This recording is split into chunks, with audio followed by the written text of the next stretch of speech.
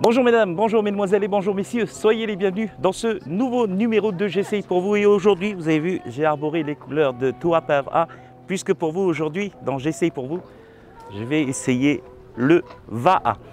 Et avant un petit peu de m'engager dans le Va'a, eh bien on va rejoindre Moé tout de suite pour nous faire un petit peu l'historique de ce club. Moé, bonjour. Bonjour. Ça va? Oui, ça va. Merci de nous accueillir. Alors, on va parler déjà un petit peu de Tuatapava. La création de ce club, ça remonte à il y a combien de temps? Alors, la création du club Tuatapava, elle a été créée en 1999 par notre ancien président qui est décédé aujourd'hui, Manate Terono, qui est mon papa. On a fait plusieurs courses pendant toutes ces années. On a gagné plusieurs courses dans chaque catégorie, chez les filles comme chez les garçons. Donc là aujourd'hui on essaie de promouvoir au maximum la jeunesse et les emmener les plus hauts. Alors ce qu'il faut savoir mesdames et messieurs, hein, c'est que le club Tuatapava a donné beaucoup de champions et de championnes à la Nouvelle-Calédonie, et notamment une médaille d'or historique au dernier Jeux du Pacifique. C'est ça. Alors, il faut savoir qu'aux Jeux du Pacifique, pour la médaille d'or V6 Open Dame 500 mètres, nous étions 4 filles de Tuatapava. 4 filles de Tuatapava au sein de la sélection de Nouvelle-Calédonie. Terry Rosemel, Manate Marcy, Temaori Mereana et moi-même. Bravo, félicitations. Ça a été une fierté pour nous parce qu'on n'a jamais eu de médaille au niveau des femmes aux Jeux du Pacifique. Et d'avoir représenté le pays haut les couleurs du pays, c'est merveilleux. C'est une grande fierté historique de battre les Tahitiennes en plus. De battre les Tahitiennes en plus. Quoique battre les Tahitiennes, parce qu'il y a beaucoup de Tahitiennes déjà au sein du club. Voilà, en tout cas, félicitations. Alors, mesdames, messieurs, je vous invite, on va aller rejoindre tout de suite Kevin pour nous expliquer un peu les aspects techniques de ce sport. Salut Kevin. Roger. Tu vas bien? Comment tu veux? Tu es venu pour essayer de la pirogue? On va essayer tout ça. En tant qu'ancien rameur, je pense que j'ai rien à t'apprendre. Quoique, voilà, en fait, ça fait quelques années aussi bon, que j'ai arrêté la pratique. Mais quand même, toi aussi, depuis... Ouais, j'ai commencé à ramer à peu près dans les années en 1996, quand il y a eu les championnats du monde, juste un peu après. Et puis jusqu'à aujourd'hui, ben, voilà, on est devenu accro à la rame et puis on y est toujours. 96-2024, je suppose aussi que le matériel a évolué depuis. Oui, le matériel a évolué et même le design, des pirogues, ils ont beaucoup évolué. Parce que, je veux dire que les constructeurs de pirogues, ils n'arrêtent pas de travailler sur ça en fait.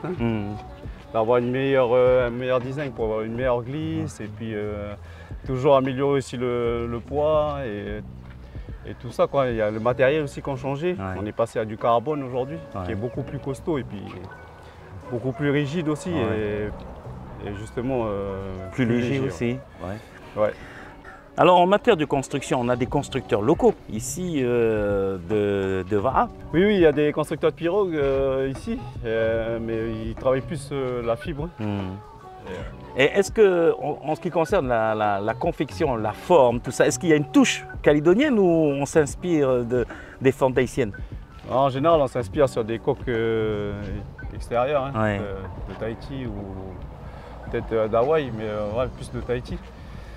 Et est-ce qu'il y a peut-être aussi des spécificités par rapport à Oui, en fait, il y a des pirogues qui sont faites exprès pour les hautes mers, c'est-à-dire avec une coque qui revient plus vers le haut et puis qu'on puisse mettre une bâche et qui prend moins l'eau à la haute mer. Et après, il y a des pirogues exprès pour de la vitesse, qu'on utilise plus pour de la vitesse. Plus profilé, plus profilé et puis qui prend facilement l'eau, mais qui est plus faite pour les couloirs. D'accord. Oui, voilà, par exemple, ici, on a une pirogue faite plus pour de la haute mer, mais qui est un ancien modèle, de pirogue, mais qui est plus faite pour de la haute mer. Autre évolution aussi au niveau du matériel aujourd'hui, la rame? Oui, c'est ça, il y a l'évolution sur les rames. Avant, on avait plus des rames faites tout en bois.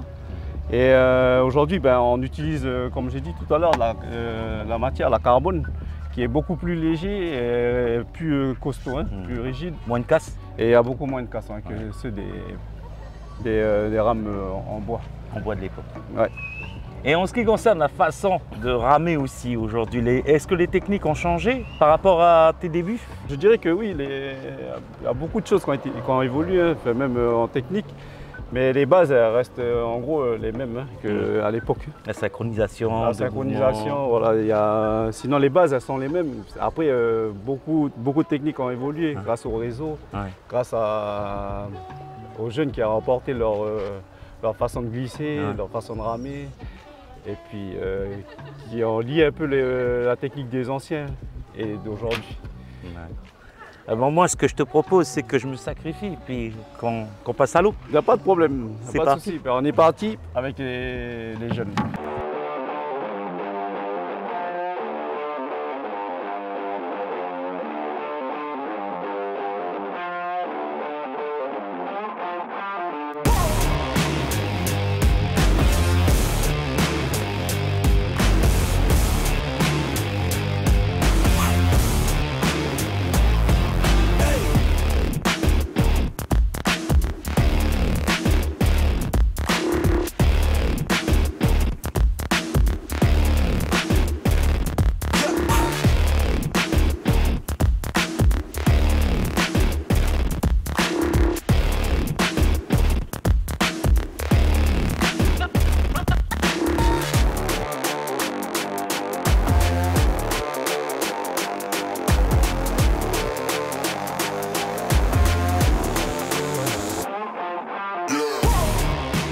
Merci Moé pour cette session en VAA. Ça fait plaisir de retrouver un petit peu les sensations de l'époque. Ah oui, bien sûr. Alors, Tuapa VAA, il y a aussi de gros projets pour la jeunesse. Ouais, il y a de gros projets à venir pour la jeunesse.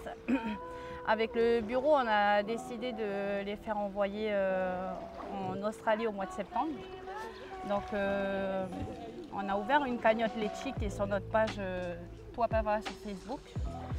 Et il ne faut pas hésiter à cliquer sur la cagnotte Litchi. Après, on fait appel aussi aux demandes de sponsoring, appel aux sociétés pour qu'ils puissent nous aider pour l'avenir du VAA calédonien. Et surtout, continuer à donner l'envie à nos jeunes à pratiquer ce VAA. Donc nous, on est situé à la Côte Blanche. On fait nos entraînements du lundi au jeudi à 17 h et le samedi matin à 8 h. On va bientôt réouvrir la section loisirs. Parce qu'on a la section compétiteur avec la section jeunes et la section loisirs. Et sans oublier, on a une section qui s'ouvre, c'est section rame pour la vie. Donc ça, c'est pour des patients qui sont atteints du cancer. Donc, un événement que vous organisez aussi. Hein. Il y a un événement qui est organisé le 12 octobre. Oui. Ça sera de l'initiation pour nos patients et on aura aussi un autre événement qui sera fait pour le mémorial de Manatété Rono, notre ancien président. Et on demande à tous les clubs, à tout le monde, c'est ouvert à tous, d'y participer. Voilà, 3 informations importantes. Les recrutements, c'est toujours valable. Vous vous présentez au club de la Côte Blanche. Les événements à ne pas manquer aussi organisés par Tuapa VAA, Rame pour la vie et le mémorial Terono Manaté. Et bien sûr, cette cagnotte Litchi, voilà, sur la page Facebook de Tuapa VAA. D'ailleurs, sur la page Facebook, on peut retrouver toutes les infos concernant... Oui, toutes les infos. Après, on met souvent en avant nos jeunes sur les vidéos. On partage au maximum leurs entraînements pour attirer au maximum la jeunesse pour pas qu'ils aillent dans la délinquance. Voilà. Ah bah, bravo pour le travail, bravo à tous les bénévoles d'ailleurs qui donnent de leur temps pour encadrer toute cette jeunesse et puis magnifique travail, bravo à vous. Et on va se quitter sur ça. Bon là-bas, toi papa, pipi.